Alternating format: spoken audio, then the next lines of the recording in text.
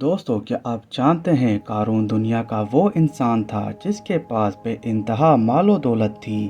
اس کی دولت کا اس چیز سے بھی اندازہ لگایا جا سکتا ہے کہ اس کے خزانے کی چابی کو 40 لوگ مل کر اٹھاتے تھے۔ یہ حضرت موسیٰ علیہ السلام کے چچا زاد بھائی تھا، اور جب حضرت موسیٰ علیہ السلام نے اسے زکوٰۃ ادا کرنے کو کہا تو قارون نے کہا میں زکوٰۃ نہیں دوں گا، اللہ نے کسی زکوٰۃ دینے کا حکم نہیں دیا ہے، تم میری دولت لینا چاہتے ہو۔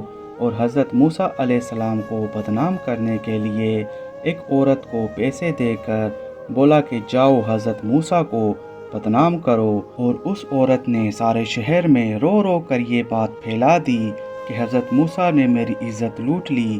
مگر جب مجلس میں تمام لوگوں کے سامنے اس عورت کو بلایا گیا تو وہ عورت حضرت موسیٰ علیہ السلام کے جلال کو دیکھ کر ڈر گئی اور سب کے سامنے سب کچھ سچ بتا دیا۔ تو جیسے ہی حضرت موسیٰ علیہ السلام نے قارون کے لیے بد دعا کی، ویسے ہی قارون اور اس کا سارا خزانہ زمین میں دھس گیا۔ اللہ اکبر۔